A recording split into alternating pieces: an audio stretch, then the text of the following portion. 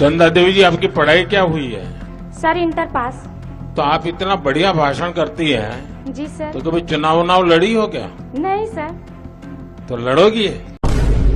प्रधानमंत्री नरेंद्र मोदी 18 दिसंबर को अपने निर्वाचन क्षेत्र वाराणसी के 2 दिवसीय दौरे पर हैं। इस दौरान उन्होंने अलग अलग कार्यक्रमों में हिस्सा लिया। इसी कड़ी में वाराणसी के सेवापुरी में पीएम मोदी ने विकसित भारत संकल्प यात्रा के लाभार्थियों से बातचीत की। इस दौरान चंदा नाम की महिला से बातचीत करते हुए पीएम मोदी ने उनसे सवाल किया, आप इतना अच्छा भाषण देती हैं, कभी चुनाव लड़ी है क्या? चुनाव लड़ोगी क्या? इस पर चंदा देवी ने कहा कि नहीं सर। इसके अलावा चंदा देवी ने आगे कहा कि सर, हम आपके सामने आज बोल पा रहे हैं, ये हमारे लिए गर्व की बात है। हम लोग आपसे इंस्पायर होते हैं। आप जो प्रयास करते हैं सर, हम उससे कदम मिलाकर चलते हैं। सर, वहीं जब पीएम मोदी ने उनके बच्चों की देखरेख के और पढ़ाई लिखाई को लेकर सवाल किया, तो चंदा देवी ने कहा कि बच्चे अच्छे से पढ़ाई करते हैं। समूह की जिम्मेदारी के साथ साथ मैं अपने पूरे परिवार का ख्याल रख रही हूँ। जय हिंद, जय भारत। चंदा देवी जी, आपकी पढ़ाई क्या हुई है?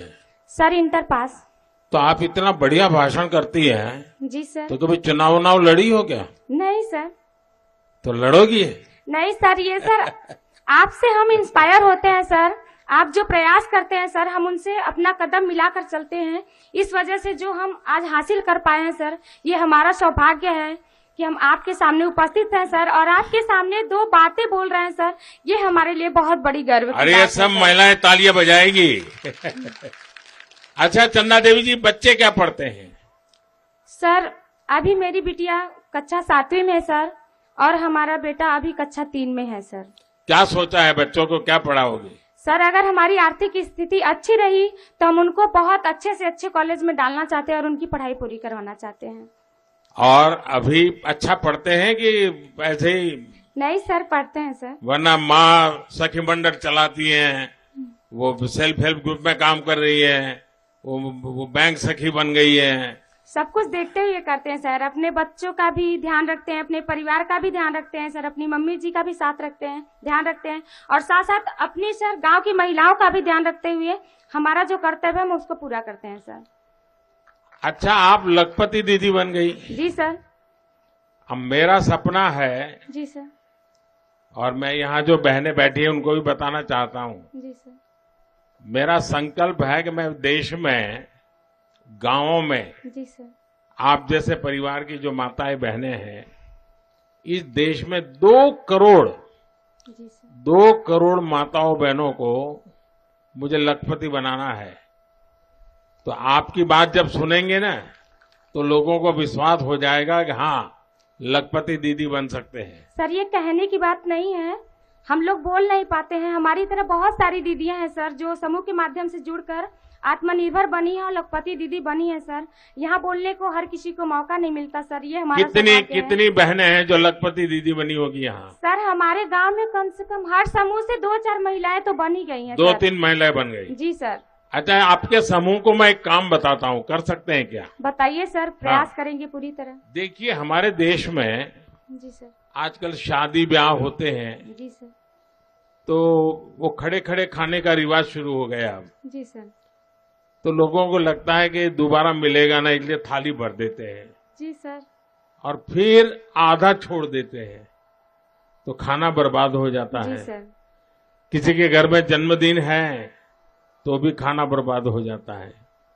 अगर आपके सेल्फ हेल्प ग्रुप की बहनें, जी सर। उनको परोसना कैसे, उसकी ट्रेनिंग हो जाए, जी सर। उनके अच्छे कपड़े हो जाएं, फिर वो हाथ में मोजे वोजे पहन करके, दस्तक पहन करके परोसने के लिए जाएं ऐसे लोगों में, जी सर। तो खाना तो बचेगा ही बचेगा। जी सर। जो लोग आते हैं उनको भी अच्छी सर्विस मिल जाएगी, जी सर। आपकी बहनों को कमाई हो जाएगी। जी सर। और जब भोजन समारोह में जाते हैं तो घर जाते समय वो भी कहेंगे नहीं नहीं भाई, आप भी बच्चों के लिए थोड़ा ले जाइए, जी सर। तो घर में न्यूट्रिशन का प्रॉब्लम भी सॉल्व हो जाएगा। जी सर। तो मैं समझता हूँ ये एक ऐसा काम है कि जो लोग खाना खराब करते हैं, जी सर। फेंक देते हैं, अगर परोसने की व्यवस्था नियम से बन जाए तो बहुत कुछ बच सकता है। तो ऐसा काम कर सकते हैं आपकी बहनें? कर सकती हैं सर। तो सबको ट्रेन करोगी आप? जी सर, बिल्कुल। और मैं भी योगी जी को बताता हूँ कि ऐसे लोग जो अपना समारोह करें जी तो सर। आप जैसे लोगों को बुलाएं, और वो परोसना का काम संभाले। आपको बता दें कि पीएम मोदी ने आज 19,000 करोड़ से अधिक परियोजनाओं की वाराणसी के लोगों को सौगात दी। इसके अलावा पीएम मोदी ने स्वर्वेद मंदिर का भी उद्घाटन किया। लोकार्पण और उद्घाटन कार्यक्रम को संबोधित करते हुए प्रधानमंत्री नरेंद्र मोदी ने कहा कि देश अब लाल किले से गुलामी की मानसिकता से मुक्ति और अपनी विरासत पर गर्व की घोषणा कर रहा है। जो काम सोमनाथ से शुरू हुआ था वो अब एक अभियान बन गया है।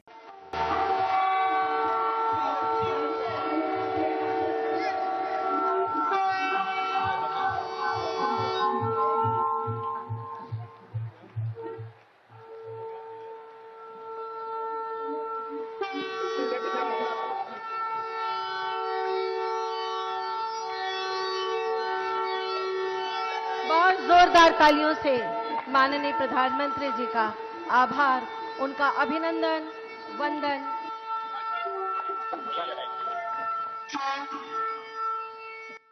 प्रधानमंत्री जी का अभिवादन करते हुए अब मैं उनसे सादर अनुरोध करती हूं कि महोदय बटन दबाकर इन 19,000 करोड़ की 37 परियोजनाओं का शिलान्यास और लोकार्पण अपने कर कमलों से संपन्न करने की कृपा करें।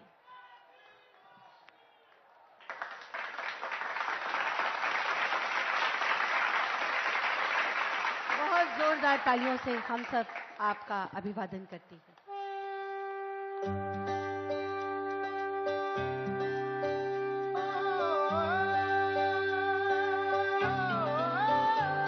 देखो आसमां में खिलकर सूरज निकल रहा है।